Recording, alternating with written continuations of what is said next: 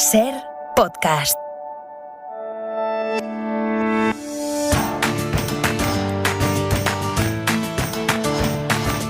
Saludos, señoras, señores, ¿qué tal? ¿Cómo están? Muy buenas tardes, bienvenidos. Abrimos aquí esta ventana. Es habitual que invitemos a tomar café a Olga Biza, tan habitual que hoy también lo hemos hecho. Olga, ¿qué tal? Buenas tardes. Muy buenas tardes a todos, Robert. ¿Cómo estás? Bien, bien. Oye, advierto, si se escucha un estruendo... Sí. Es que estamos en alerta de grandes tormentas. Es verdad, en Cataluña. Esta tarde también, y sobre todo especialmente en la zona esa en la que tú vives, que Exacto. Porque sigues viviendo ahí, ¿verdad? Bien pegadita a las faldas de la montaña, para entendernos, ¿no? Exacto. Y ya había algún sonidito hace un momento. Entonces, solo advierto. Me acordé mucho de ti, durante todo el verano, porque cafeteábamos también el verano pasado, pero sobre todo en septiembre, una vez que habíamos dejado de cafetear, pasé una semana por la Costa Brava, y para pasar por allí, desde Barcelona, y volver, pasé por la zona en la que vives. ¿Sabes lo que pasó? Que el día era estupendo, radiante, de verano, de plena canícula al salir de Barcelona, y también cuando llegué al destino, pero justo cuando pasé, yo creo que me cayó la mayor tormenta del mundo de la historia. Justo, digo, mira, zona Olga Biza, Te creo. Y salí de allí y ya volvió a ser otra vez el Mediterráneo. Es que la montaña tiene su propia personalidad. Sí. Y el granizo aquí es frecuente. Bueno, depende esta comunicación. Bueno, depende más de la vía de la cobertura telefónica que de la luz en sí, ¿no? Creo no que habrá problema. No habrá problema, a pesar de la gran aparatosidad eléctrica con la que llegan algunas tormentas allí, a esa zona. Bueno, Olga, tenemos por aquí algunos asuntos de aquellos que nos interesan, de aquellos en los que nos gustaría detenernos, y especialmente con el que abrimos hoy la ventana. Se está investigando, por ejemplo, el caso de ayer en Cambrils, sobre si hay que encuadrarlo en la violencia de género, violencia machista. Este sería, si se confirma, es el último. La delegación del Gobierno contra la violencia de género ha confirmado ya como crimen machista el asesinato de una mujer de 35 años en el Rincón de la Victoria, en Málaga. De Málaga, sí. Antes de ayer, el 2 de agosto. Atroz. Sí, es un crimen como escalofriante, como todos, pero además escalofriante. Su pareja la mató a golpes, la llevó a un barranco para quemar su cuerpo. Y además, bueno, es que con este caso ya son 20 los crímenes machistas en España desde el mes de mayo. Son 20 las mujeres asesinadas en solo 12 semanas por sus parejas o exparejas, 29 en lo que llevamos de año. Yo creo que es momento para... Aquí, como tenemos oportunidad de detenernos, mirar, hablar con una especialista, le hemos pedido si por favor se acercaba aquí a la ventana a asomarse un ratito a la magistrada del Tribunal Superior de Justicia de Canarias, integrante de la Junta Directiva de la Asociación Internacional de Juezas, porque otras veces también hemos charlado con ella y nos ha parecido siempre muy interesante su punto de vista y su análisis, y así que Gloria Pollatos ha accedido a que la saludemos a esta hora de la tarde. Magistrada, ¿qué tal? Buenas tardes. Hola, buenas tardes, encantada de compartir esta tarde con vosotros. No podemos acostumbrarnos a este horror, así lo tuiteaba esta mañana el presidente del Gobierno, Pedro Sánchez. En una época de horror pandémico, no sé si decir normalizado, hemos normalizado con muchísimas comillas este otro horror, ¿o qué pasa, magistrada?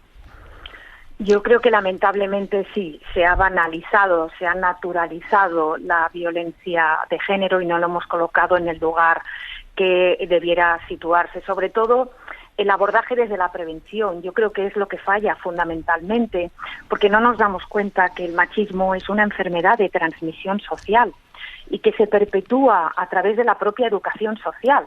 Entonces decimos que somos iguales, pero no actuamos como si fuésemos iguales, porque no podemos decir que somos iguales y sexualizar a las niñas, a las mujeres con cada anuncio publicitario, o invisibilizarlas en los libros de texto, o referirlas como sexo débil a través de la RAE, por ejemplo, porque todo esto son mensajes que construyen la cultura de la devaluación de la mujer, y es aquí donde se sostiene la violencia de género. Magistrada, no quiero que se me malinterprete, porque este es un asunto que afecta, concierne, irrita a las personas de los dos géneros, pero siempre somos las mujeres, por cuanto somos la parte afectada, quienes nos organizamos, quienes protestamos, quienes hacemos, y desde luego los hombres también, pero ¿no tienen la sensación, magistrada, de que los varones nos señalan a sus congéneres como indignos? Bueno, yo creo que los varones, o algunos varones posiblemente no, pero en general yo creo que en los hombres también tenemos aliados en esta lucha, sí, que sí. como bien has dicho, afecta a toda la sociedad, ¿no? Es un problema de las mujeres, este es un problema social de orden público que debiera remover la moral de la sociedad al completo. Porque nos puede pasar a cualquiera, nadie está exenta de ser una víctima y nadie está exento de ser un posible maltratador, porque el maltratador no nace, se hace. Entonces cualquiera puede serlo, al igual que las víctimas. Por tanto, yo soy optimista. Yo creo que los hombres históricamente lo han visto como un problema ajeno, pero es que la propia ley lo veía como un problema doméstico y ajeno, las propias instituciones, la cultura, la sociedad. Poco a poco vamos avanzando, a paso lento, yo creo, pero avanzando en cualquier caso, ¿no? Y hay que ser optimista desde ese punto de vista. Ahora bien, yo creo que la educación está en la clave. La educación es sin duda alguna la vacuna contra todo esto y debiéramos atajarlo desde la prevención, a través de las escuelas, a través de la educación social y también, como no, a través de la formación especializada y la sensibilización de todo el sector de justicia y de otros sectores que trabajan o pueden acceder a estas víctimas, ¿no? Que en muchos casos hasta desconocen su propia situación de víctima, la tienen también normalizada, naturalizada, conviven con ese machaque, esa violencia continua psicológica, física, económica y de todo tipo. Yo haré una observación menos técnica que la de la magistrada Olga, pero por alusiones. Yo creo que sí, que cada vez somos más los que señalamos. Mi observación es periodística, si se quiere, humana, personal, pero yo soy tan optimista en ese sentido como lo es Gloria Pollatos y creo que cada vez, afortunadamente, somos más los que no estamos en trincheras de hombres y mujeres, sino los que vemos la barbarie, los que señalamos, los que denunciamos, los que nos encargamos de, en cada esto que llaman micromachismo, es decir, no, micro no, esto es un machismo y hay que evitarlo, hay que erradicarlo. Desde luego, eso, ¿no? He advertido que no se me malinterprete. Lo sé, pero digo por si acaso, hubiera habido alguien. No, que no se me malinterprete en absoluto, porque políticos, jueces, sociedad civil. Pero siempre tengo la sensación de que como vivimos en un mundo de la comunicación, solo florece lo que hacemos las mujeres. Ahí te doy la razón. Ahí te doy la razón en que vivimos en microcosmos, en las redes sociales, en la comunicación, que pensamos a lo mejor que la mirada que tenemos es la del mundo y tenemos solo un espectro muy determinado, ¿no? De gente que a lo mejor está en nuestra misma línea y a lo mejor tenemos que pisar un poquito más la calle y ver. Lo que pasa que a veces uno pisa la calle y ve y entonces cuando a lo mejor ya no es tan optimista, pero me salva lo que ha dicho la magistrada, que ella desde luego sí que tiene un punto de partida y de vista de privilegio para hacer ese análisis. Me aferro a ello. Claro. Gloria Pollatos, con el fin del estado de alarma, el pasado 9 de mayo, lo digo porque este argumento sí que lo he oído por ahí como una explicación de por qué ahora mismo estamos en el repunte de casos de violencia de género, que los maltratadores perdieron buena parte de ese control que lograron sobre sus víctimas durante el confinamiento o los confinamientos y ahora estamos viendo las consecuencias. ¿Qué le parece esa lectura? Claro, esa es una lectura muy desde la psicología y es certera. En el momento en que tienen el control absoluto debido al confinamiento, pasan a una situación de confort y de seguridad en su propio desconcierto de maltratador, ¿no? En el momento en que esto acaba, tienen miedo a la pérdida del control. En definitiva, la violencia de género no es más que el miedo a la diversidad y a la pérdida del control, partiendo de una posición de privilegio, de superioridad, creída firmemente por parte de quien maltrata. En el momento en que tiene ese temor certero de que puede perder todo control sobre la víctima a la que está machacando día a día y que además se ha ensañado durante el periodo de confinamiento porque eran 24 horas sobre la misma, pues esa inseguridad puede hacer que obviamente pues repunte la violencia más perversa, la física, no solo la psicológica, y puede llegar incluso a acabar con la vida de la víctima, y en el peor de los casos incluso de los hijos y las hijas, que son también víctimas de esta situación lamentable y deleznable. Magistrada, y más allá de tanto y tanto que se ha hecho, que se hace, que se piensa hacer para proteger a las víctimas, porque desde que hay registro, que creo que fue en 2003, pues no se ha hecho más que estudiar el asunto para ver cómo se puede proteger.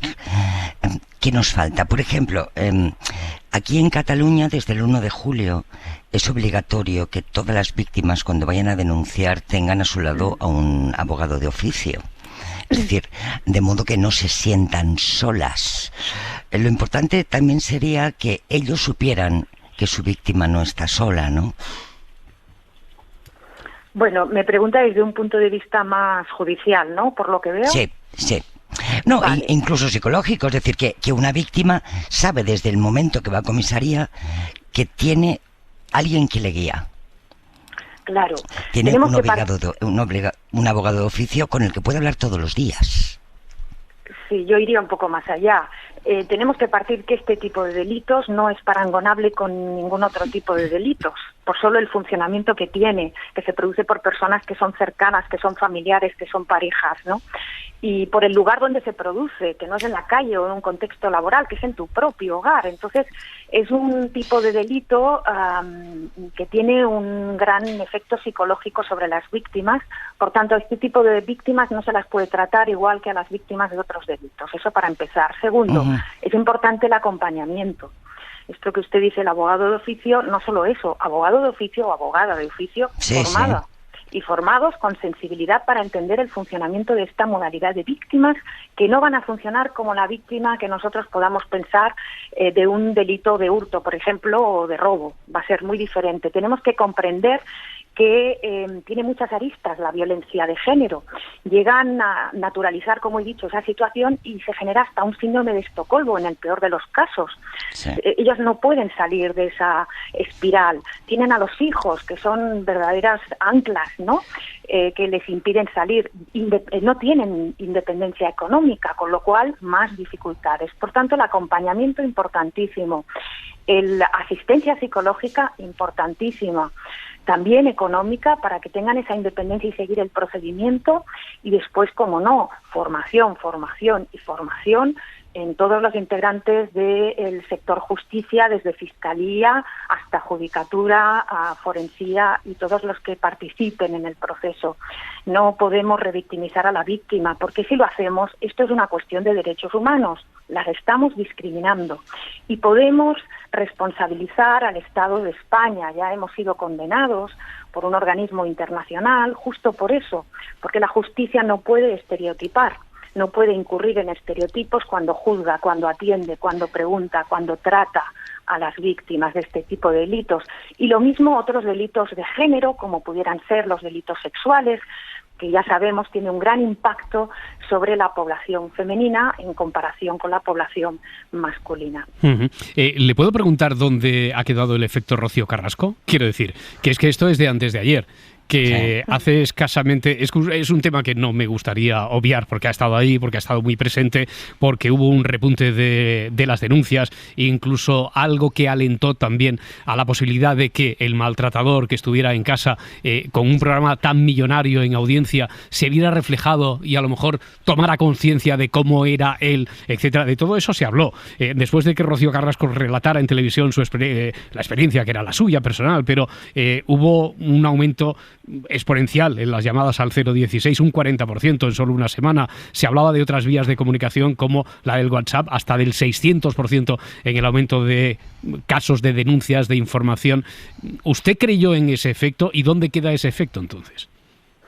Sí, yo creo que sí. La visibilización que se produjo mediante este programa, que tiene además un gran impacto en un sector de la población determinado, que además es mayoritariamente femenino, hizo visibilizar situaciones que no se habían identificado por parte de las propias víctimas, que no se creen víctimas. Entonces ellas pudieron ver a través de otra persona que todo lo que le pasaba a esa persona, todo lo que identificaba a esa persona y que se denominaba a violencia de género, era lo que a ellas mismas les pasaba. A partir de aquí, pues se produjeron las denuncias, las preguntas, las llamadas, etcétera. Eso es muy positivo y es muy bueno porque ayuda a identificar la situación que padecen estas personas, víctimas de violencia, y por tanto a salir de ahí.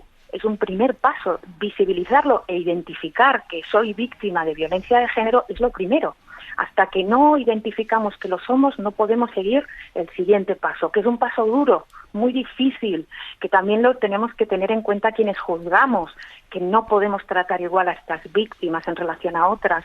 Yo lo repito y lo repito porque esto es muy trascendente y así nos lo están indicando desde los organismos internacionales expertos en derechos humanos. Es decir, no estoy improvisando, sino que me limito a decir que yo, que estoy vinculada por la ley como magistrada, tengo que cumplirla, y esa ley internacional me obliga a cumplirlo con unos estándares que se marcan en esa línea que he explicado. ¿Tendrá efectos a largo plazo? Entonces, quiero decir, es muy pronto para ver los efectos inmediatos de eso que, como decía, el fenómeno Rocío Carrasco.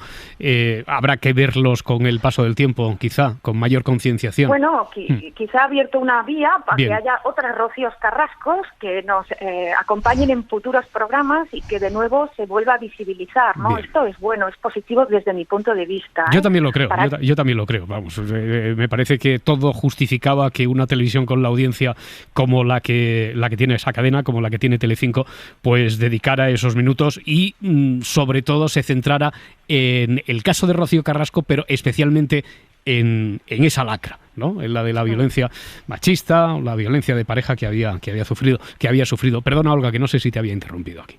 No, estaba escuchándote, estoy totalmente de acuerdo contigo en todo lo que dices. Bueno, muy bien. Ahora mismo. No.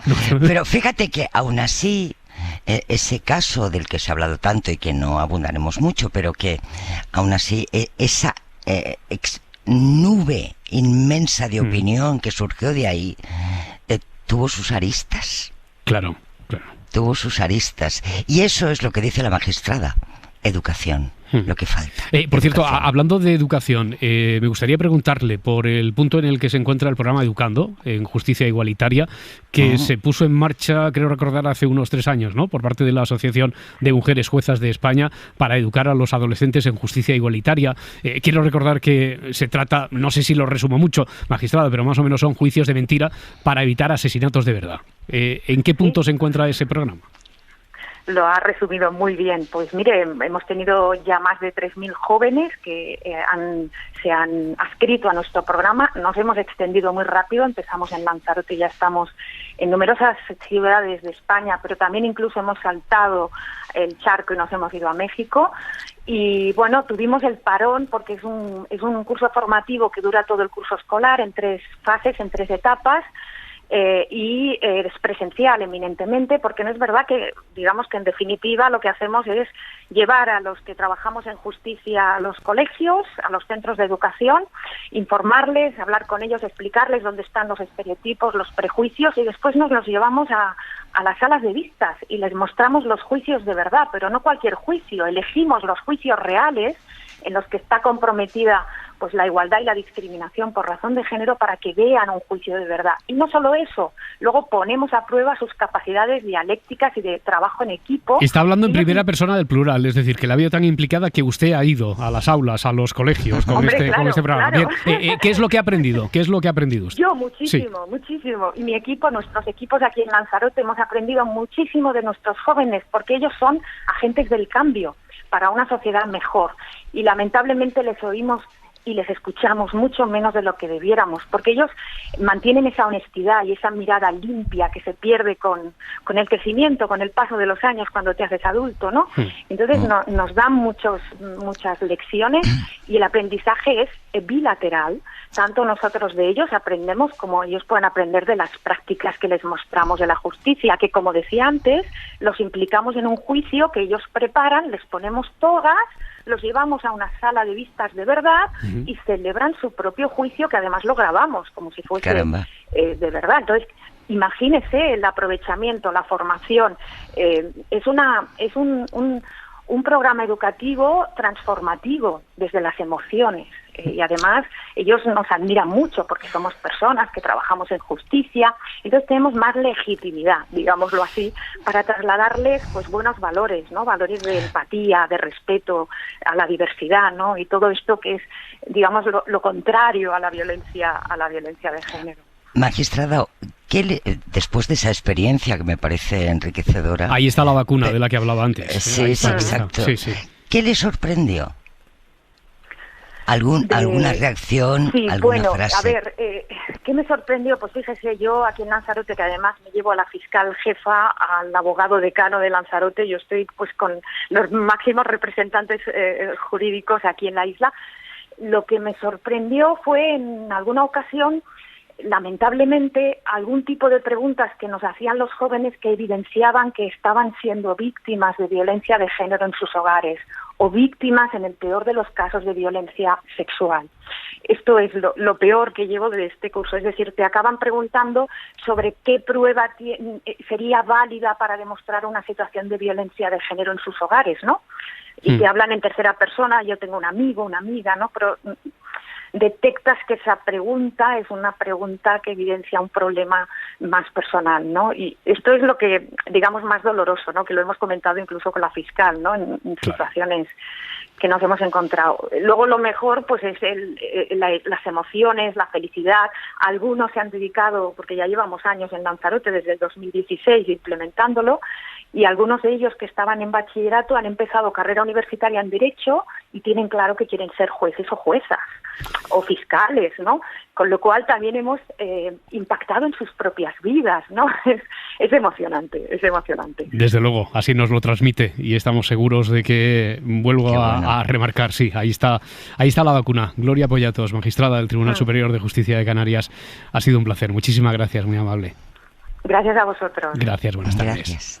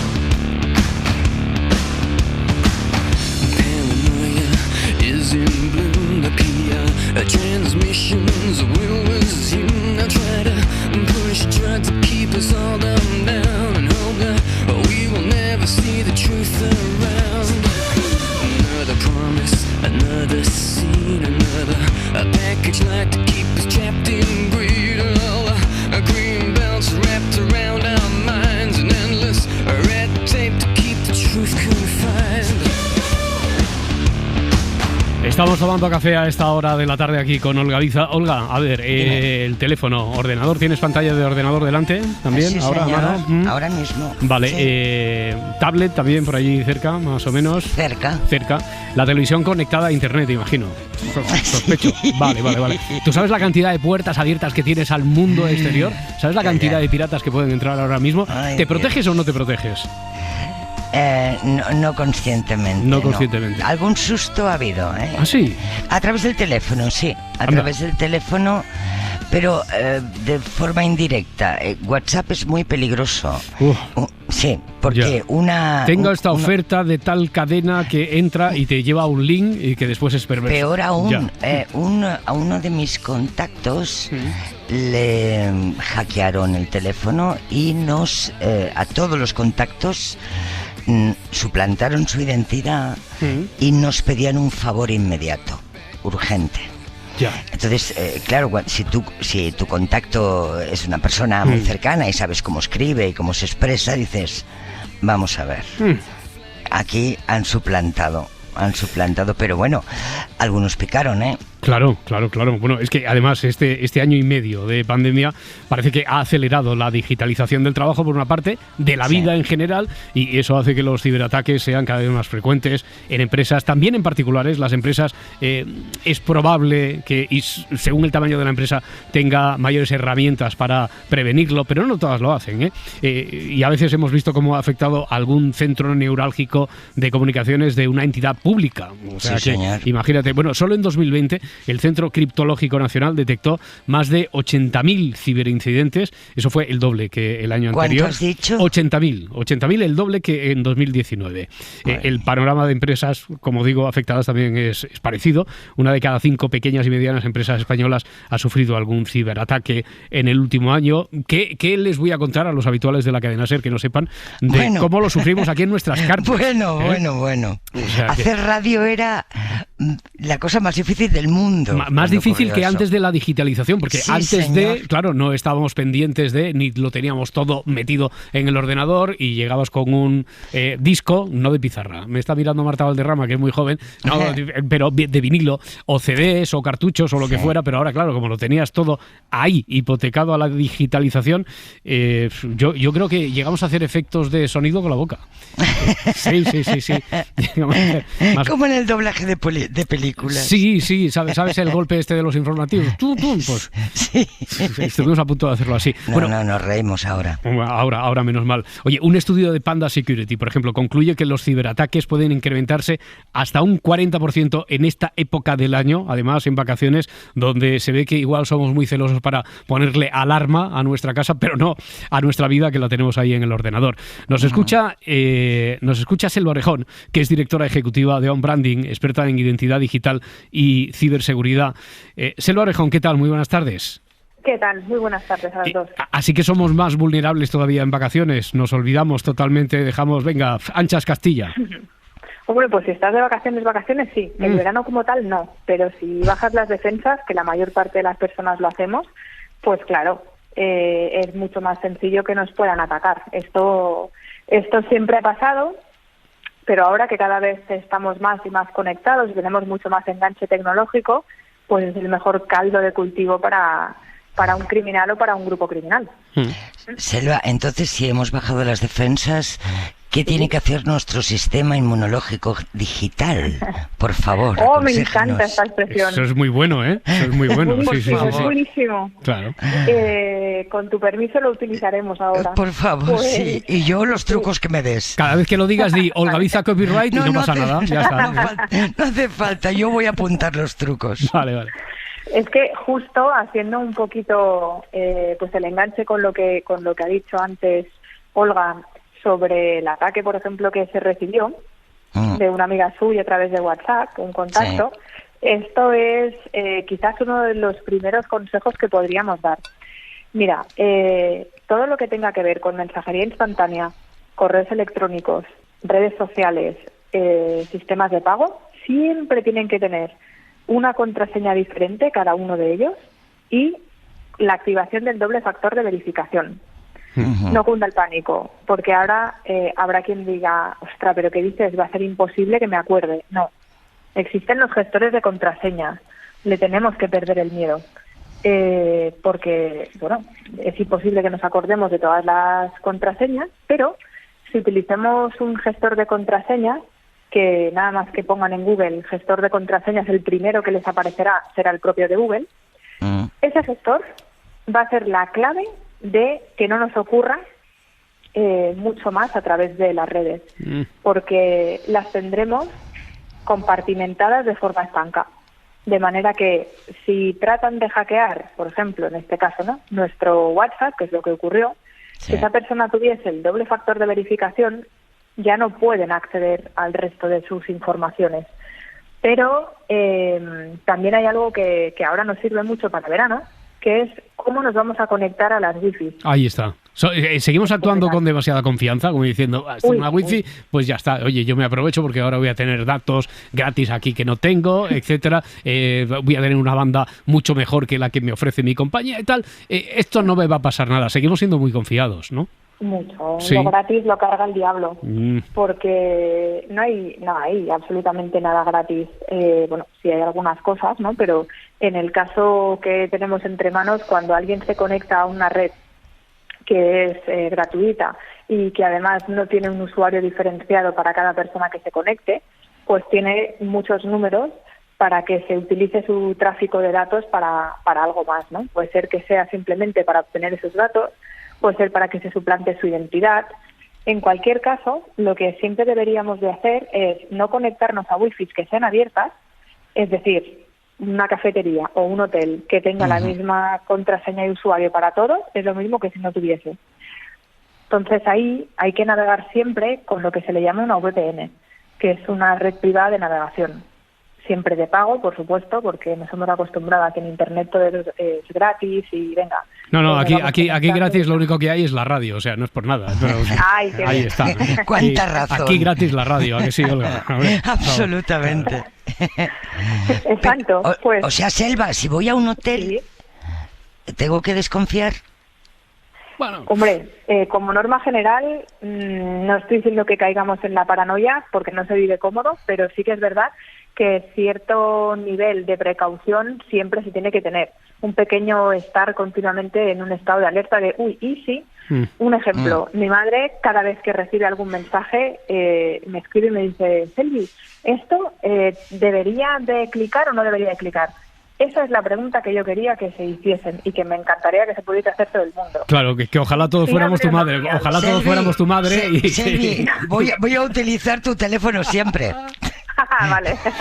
Oye, Selvi, ¿qué es esto del SMS spoofing de lo que estoy oyendo hablar mucho últimamente? Uy, mira. Nos está ocurriendo ahora, por ejemplo, ¿sabéis estos correos que están SMS que están llegando? Que te dicen que estás esperando un paquete. Claro, Sí, ¿quién sí. no está esperando un paquete, no? Sí. Pues este es el pretexto más fiable a día de hoy, es decir, más fiable, más confiable, ¿no?, para la víctima. Pero lo importante es saber qué es lo que está ocurriendo en la cocina de estos ciberdelincuentes. Pues lo que está ocurriendo es que detrás del enlace que contiene ese SMS, aparentemente de correos, Amazon, etcétera, cuando tú pinchas, lo que estás haciendo es descargarte una APK, en el caso de Android, ¿no?, como una aplicación, que es un troyano bancario. Es decir, es un virus que tiene como objetivo acceder a los contactos y poner un espejo delante de nuestra aplicación bancaria en el caso en el que la tengamos. De manera que cuando nosotros vamos a acceder nos pide usuario y contraseña, pero a quien se lo estamos dando no es a la propia aplicación, sino a este grupo criminal. Y como ellos han tomado el control de nuestros contactos y de nuestro SMS, lo que está haciendo es interceptar el mensaje que nosotros recibiríamos en el caso en el que hubiese una transferencia bancaria, lo cual quiere decir que no nos enteramos que nos están soplando el dinero hasta que no accedemos a nuestro banco de forma real y nos damos cuenta que efectivamente ha habido una transacción. Madre mía, o sea, el paquete que estamos esperando es la nueva amiga rusa que mucho querer conocer conmigo, ¿no? Exactamente, exactamente. Vale. Claro, se hacen pasar por correos, pero por cualquier otra, ¿eh? Quiero decir, el spoofing es cuando se suplanta la identidad del verdadero remitente. Yo no sé si esto, Selvi, si me permites. Sí, porque así te responde como si fuéramos su madre y sí, hay mucha mayor confianza. Exacto, Sí. Así la podemos llamar con mayor asiduidad. Todo esto se ha potenciado en época de pandemia. Esto son estafas mutantes que antes estaban en la calle y en la pandemia pues se han digitalizado. Lo digo como en época de pandemia todos hemos comprado online mucho más que antes.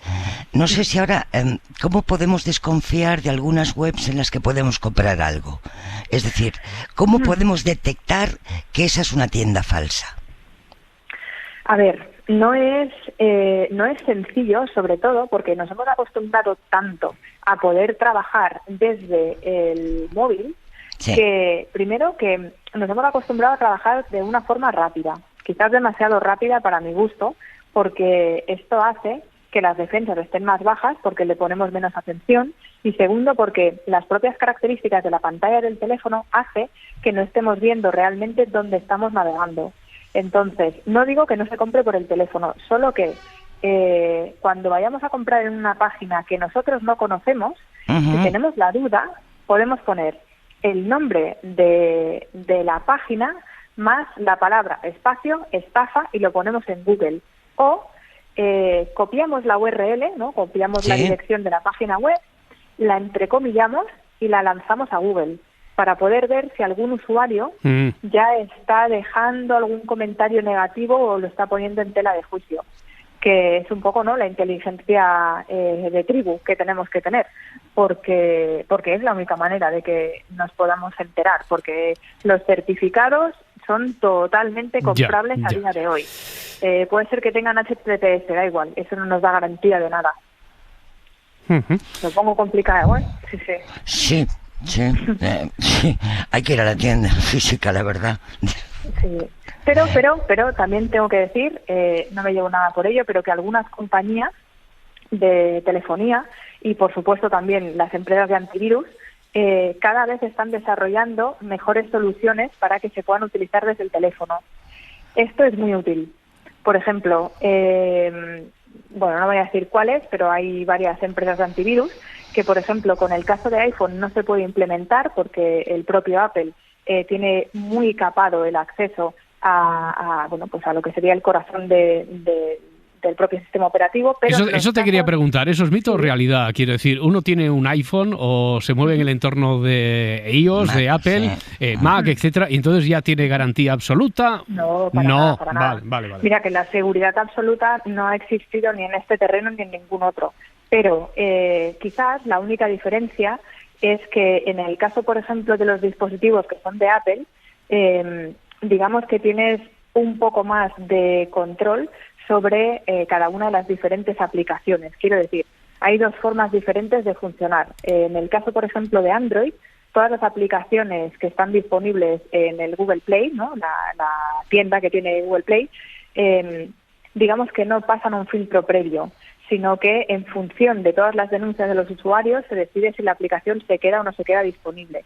Y en el caso de Apple tienen que pasar una serie de controles previos antes de que estén disponibles en esa tienda. Pero no quiere decir que no tengamos a diario, o mejor dicho, de forma mensual o semanal, clientes que nos vienen al despacho con las dudas de que sus dispositivos puedan o no puedan estar infectados. Sin ir más lejos, el caso de Pegasus o el caso de cualquier otro tipo de malware que se ha instalado en dispositivos que son de Apple. Sí. Muy bien. Yo tengo aquí una lista de potenciales amigas de Facebook. Todavía no me he acabado de... No, pero se llaman Berenice, Isabela, Carmelia, Debra. Hombre, la verdad es que son muy majas, ellas se les ve, pero yo no las conozco de nada.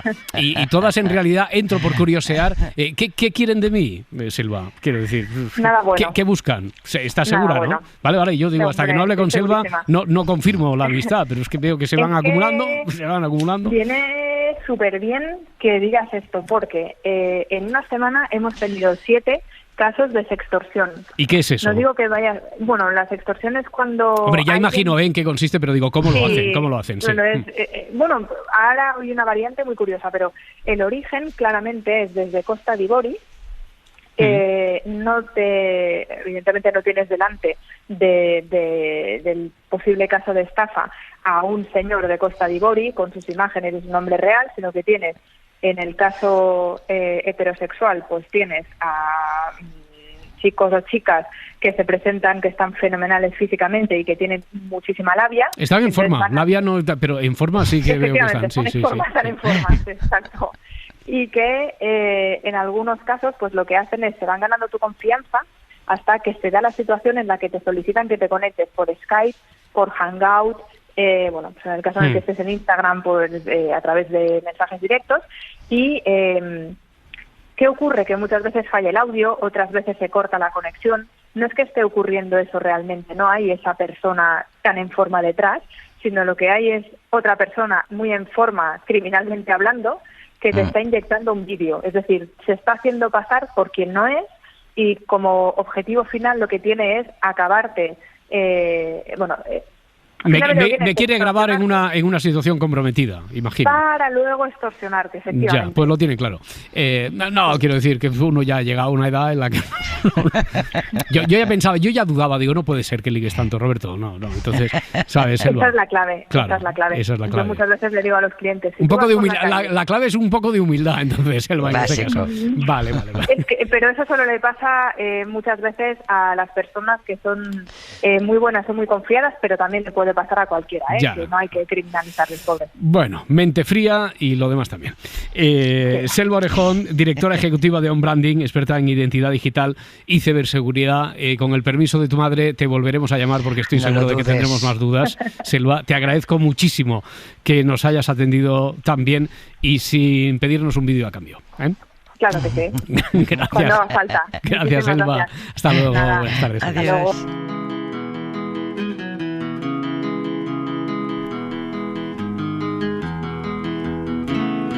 It's empty in the valley of your heart. The sun, it rises slowly as you walk away from all the fears and all the faults you've left behind. Vamos a hacer un poquito de turismo cultural. ¿Te apetece, Olga? Venga, ya mismo. Hombre, por favor. A mí, no sé si a ti te ocurre lo mismo. Yo creo que sí, que es una fascinación propia del ser humano en general, ¿no? A mí me atrae mucho saber cómo vivían nuestros antepasados, de los antepasados, de los antepasados, y cuanto más nos remontemos a la historia, mejor, ¿no? ¿Cómo vivían? ¿Qué hacían? ¿Cómo se organizaban? Para mí es inolvidable una conversación que tuviste con Arzuaga. Hombre, claro, sí. Que creo que te escribí ese día porque la iba escuchando y decía, pero cielos, qué sabios eran. Bueno, pues imagínate, ahora vamos a seguir aprendiendo de esto, gracias a gente con inquietud, gracias a la ciencia. Pues nosotros, los neófitos, que ponemos mucha afición, mucho interés, pues tenemos la posibilidad de ir descubriendo un poco más de esas civilizaciones de la prehistoria. España además puede presumir de yacimientos como Altamira, Tito Bustillo, Atapuerca. En este caso, creo que estaría muy bien irnos hasta la cueva de Ardales, en Málaga, que es la que en las últimas horas ha centrado la atención, el protagonismo, ya que se ha confirmado que unas marcas rojizas en las estalagmitas de la cueva, son de origen humano. Esto se ha demostrado y por lo tanto así se convierten en las pinturas más antiguas del mundo. Se asoma a la ventana a esta hora el director de la cueva de Ardales, Pedro Cantalejo. Señor Cantalejo, ¿qué tal? Buenas tardes. ¿Qué tal? Buenas tardes, Roberto. Que hay, encantado. De estar con vosotros. Igualmente. Así que estas pinturas parece que han resistido más de 64.000 años. No me he colado con ningún cero, ¿no? Son 64.000 años, Pedro. Sí, se hicieron según todos los datos que hemos tenido a nivel científico, se hicieron entre hace 45.000 y 65.000 años, lo que supone realmente un hito en la historia de la comunicación no oral que tenemos señalada por parte de nuestros antepasados más remotos, en este caso probablemente de los neandertales. Claro, tengo un amigo que cuando le hablas de esta cantidad de años dice por la mañana o por la tarde, pero bueno, esto ya no nos interesa. Lo he escuchado yo mucho, porque que sí? cuando nos atrevemos desgraciadamente a contar lo que salen en los análisis que hacemos, muchas veces la incredulidad es uno de los sentidos más humorísticos. Claro, sobre la es que mi amigo es malagueño también, ¿sabes? Mi amigo por la mañana o por la tarde es el que se lleva mucho. De Antequera es mi amigo. Bueno, sí. ¿Cómo empezáis a investigar estos dibujos rojizos, Pedro? Bien, esto fue un estudio que se hizo a partir del cambio de siglo. Nosotros ya teníamos una serie de publicaciones científicas hechas hasta el año 97. Pero a partir del 97, con la introducción estandarizada de la fotografía digital, nos abrió un amplio espectro nuevo de investigación, que era retomar todas las imágenes del arte que contenía la cueva de Ardales, que eran más de 1.000 lugares pintados por los prehistóricos, y a través de la fotografía digital y de los programas informáticos hacer un nuevo calco general que nos permitiera hacer también una secuencia gráfica de todos esos más de 1.000 dibujos, ponerlo en orden cronológico. Pero claro, tuvimos algunos problemas.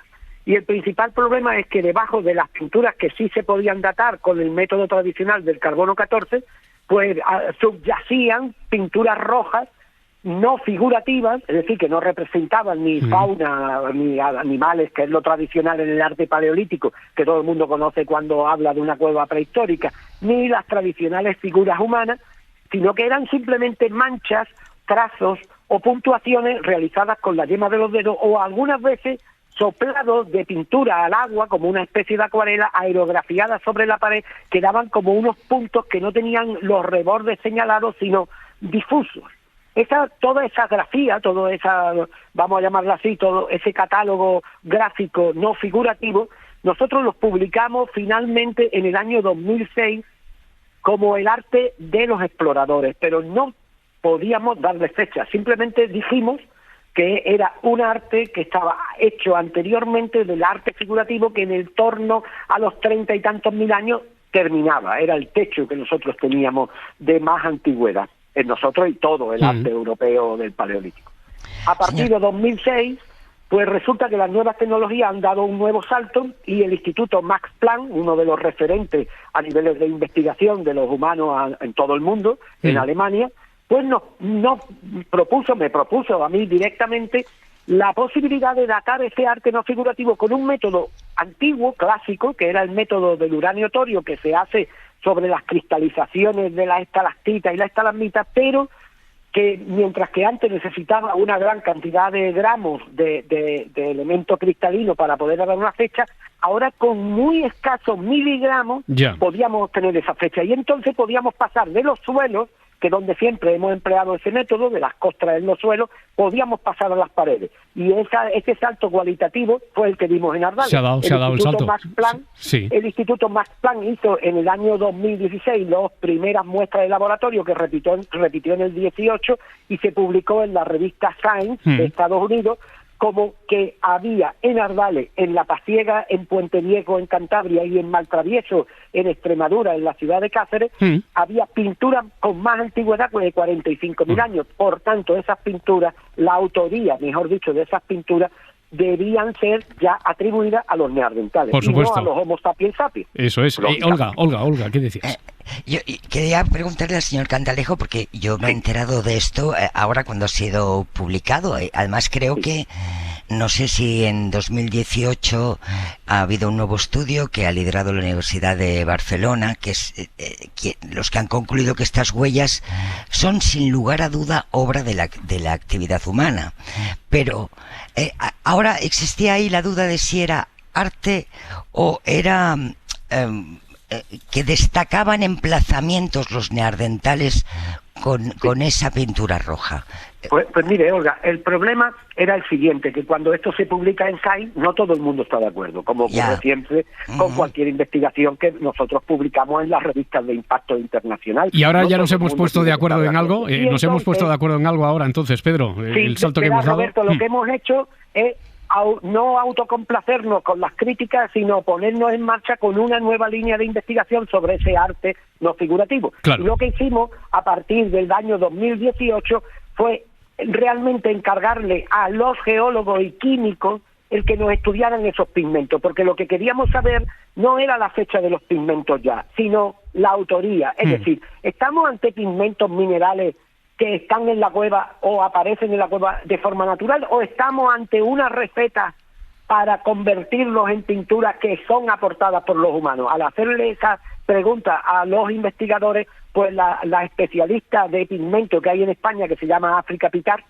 pues realizó un muestreo exhaustivo en esos 42 lugares con marcas realizadas bajo la pintura figurativa, y se ha podido determinar científicamente que ese pigmento no existe en la cueva y que por tanto es obra del ser humano, y la manipulación de ese pigmento, que no es simplemente el pigmento sino una receta, es decir, una combinación de pigmentos, esa receta es humana, seguro.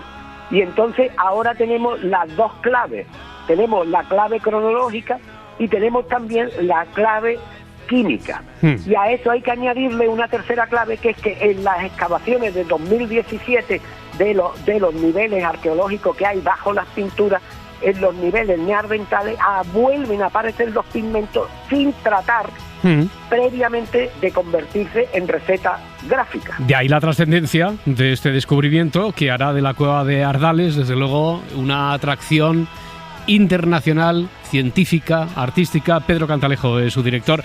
Muchísimas gracias. Olga Biza, te espero aquí la próxima semana para seguir tomando café con hielo. Hasta el miércoles, bien dicho. Un beso, gracias. Hasta ahora. Un beso a todos. Suscríbete a La Ventana. Todos los episodios y contenidos adicionales en la app de Cadena SER y en nuestros canales de Apple Podcast, Spotify, iVoox, Google Podcast y YouTube. Escúchanos en directo en la SER de lunes a viernes a las 4 de la tarde. Cadena SER. La radio.